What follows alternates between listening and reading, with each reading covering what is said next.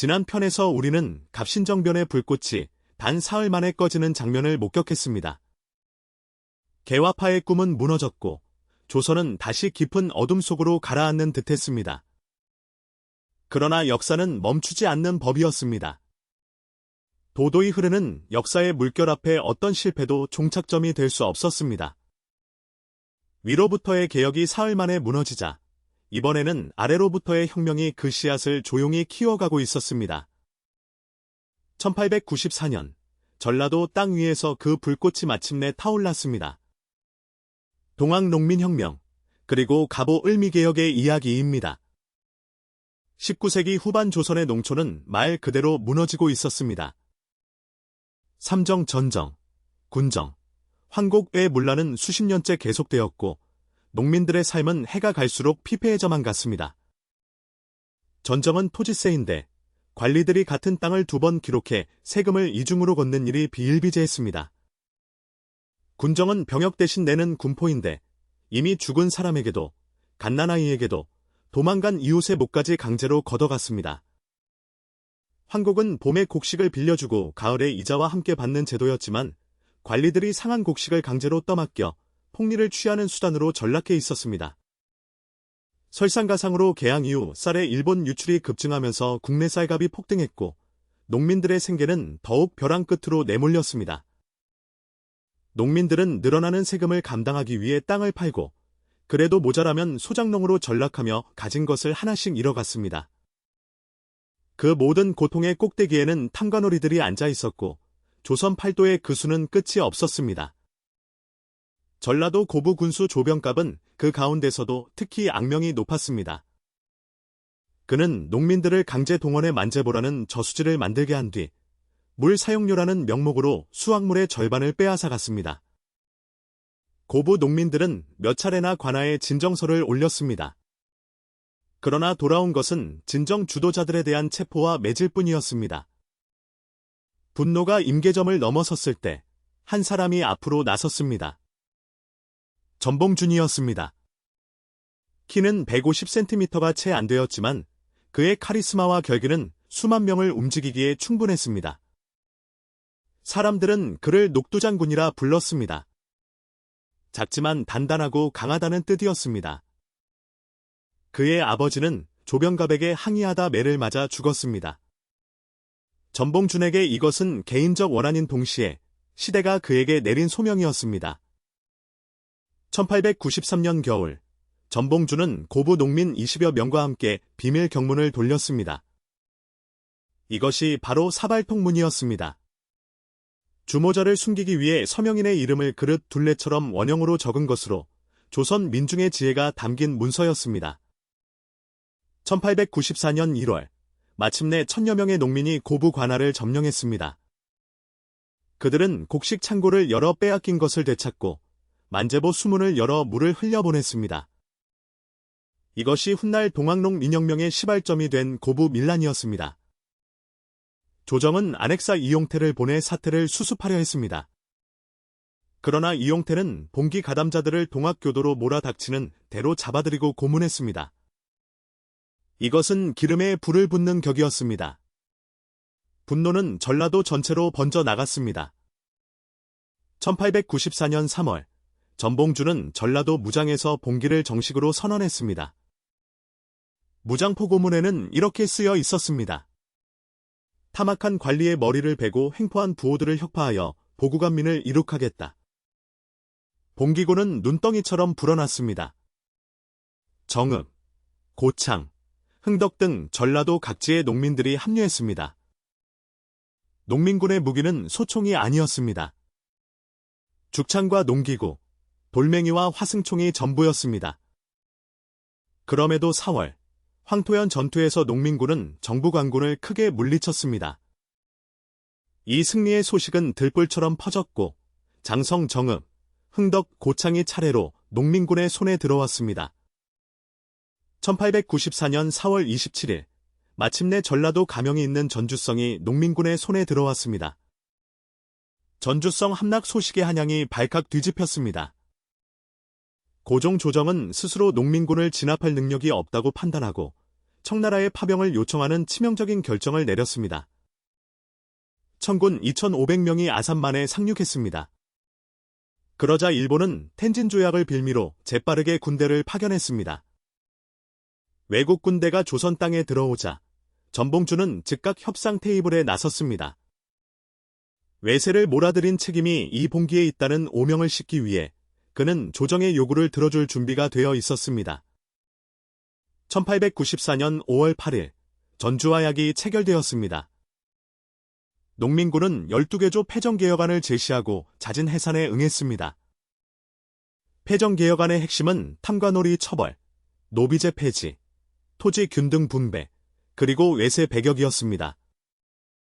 조정이 이를 수용하겠다고 약속하자 농민군은 무기를 내려놓았습니다.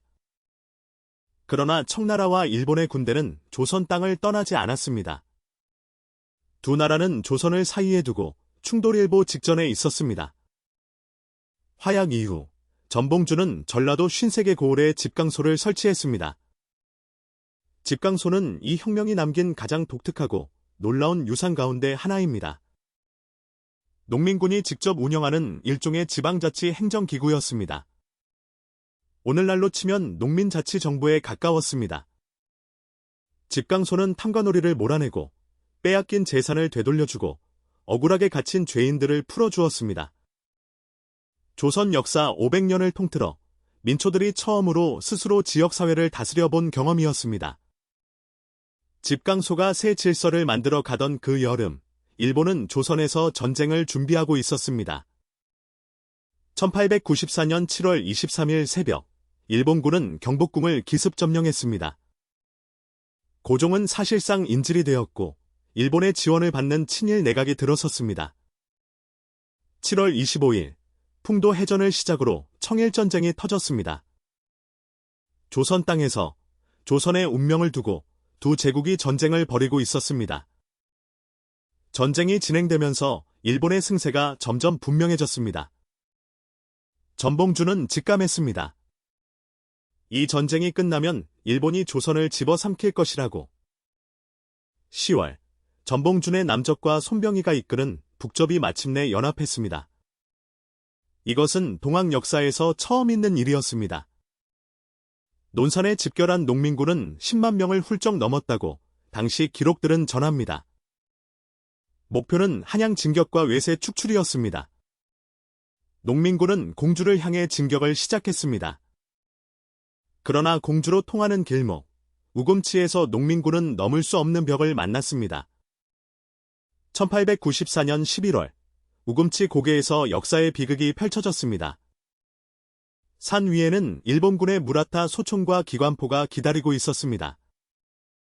조선 관군도 그 곁에 있었습니다. 농민군은 죽창과 화승총만으로 40여 차례 언덕을 향해 돌진했습니다. 매번 수백에서 수천 명이 쓰러졌습니다.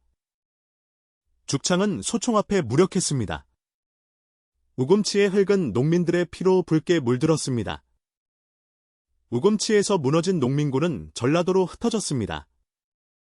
일본군과 관군은 마을마다 불을 지르고 도망치는 농민들을 무자비하게 학살했습니다. 이 혁명으로 희생된 사람의 수는 최소 수만 명, 일부 연구에서는 30만 명에 이른다고 추산됩니다. 전봉주는 1894년 12월 2일 부하의 밀고로 전라도 순창에서 체포되었습니다. 포박된 채 가마에 실려 한양으로 압송되는 그의 모습을 보려고 수천 명의 백성이 길가에 늘어섰다고 기록은 전합니다. 1895년 3월 29일 전봉주는 서울 법무하문 감옥에서 교수형에 처해졌습니다. 재판 과정에서 그는 끝끝내 당당했습니다. 나는 다만 보구간민의 뜻으로 일어선 것이다. 김계남, 손아중 등 다른 지도자들도 차례로 체포되어 처형되었습니다. 동학농민혁명은 무력으로 진압되었습니다. 그러나 그것이 역사에 새긴 흔적은 지워지지 않았습니다.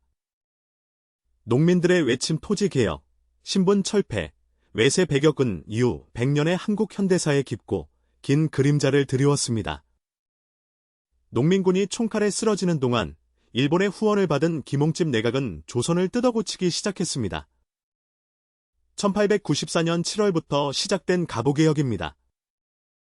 개혁의 심장부는 궁극기 무처였습니다. 이 기구는 불과 수개월 만에 약 210건이 개혁법령을 쏟아냈습니다. 가장 충격적인 조치는 과거제 폐지였습니다. 신라 시대부터 1000년 넘게 이어온 제도가 하루아침에 사라진 것입니다. 공사 노비 제도가 혁파되었습니다. 법적으로 조선의 모든 사람이 자유인이 된 것입니다. 가보개혁의 개혁 목록은 그야말로 방대했습니다. 조언이 금지되고 과부의 재가가 허용되었습니다. 수백 년간 억눌려온 여성의 삶이 법으로나마 변화를 맞이했습니다. 고문이 금지되고 연좌제가 폐지되었습니다. 죄 없는 가족이 함께 벌받는 관행이 끝났습니다. 은본위제가 채택되고 도량형이 통일되었으며 행정조직이 6조에서 8하문 체제로 근대적으로 개편되었습니다. 사법권이 행정권에서 분리되었습니다. 조선 역사상 처음으로 재판과 통치가 제도적으로 구분된 것입니다. 그러나 이 개혁들은 일본이 뒤에서 설계한 대로 움직이는 꼭두각시 내각이 주도했다는 근본적인 한계를 안고 있었습니다. 1895년 4월 청일전쟁에서 승리한 일본은 시모노세키 조약으로 청나라로부터 조선에 대한 종주권을 박탈했습니다. 일본의 영향력이 정점에 달하던 그해 10월 8일 새벽, 경복궁에 살기가 돌았습니다. 을미사변이었습니다. 일본 낭인 수십 명이 경복궁 건천궁에 난입해 명성황후를 시해했습니다. 일본 공사 미우라 고로가 배후 조종자였으며 이 사실은 현장에 있던 러시아와 미국 외교관들의 증언으로 확인되었습니다. 명성황후의 시신은 궁궐뜰에서 불태워졌습니다. 이 소식이 알려지자 조선 전체가 경악했고 전 세계가 충격에 빠졌습니다. 이 사건 이후 들어선 친일 내각은 을미개혁을 강행했습니다. 태양역 채택, 소학교 설립, 우편과 전신 확충 같은 내용들이 포함되어 있었습니다. 그러나 단발령이 공포되자 조선 전역이 들끓었습니다. 신체발부 수지부모, 머리카락은 부모에게 받은 몸의 일부라는 유교적 관념과 정면으로 충돌했기 때문입니다. 내 목을 자를지언정 머리카락은 자를 수 없다. 전국의 유생들과 농민들이 다시 무기를 들었습니다. 을미의병의 시작이었습니다. 을미의병은 두 가지 명분 아래 결집했습니다. 단발령을 취소하라.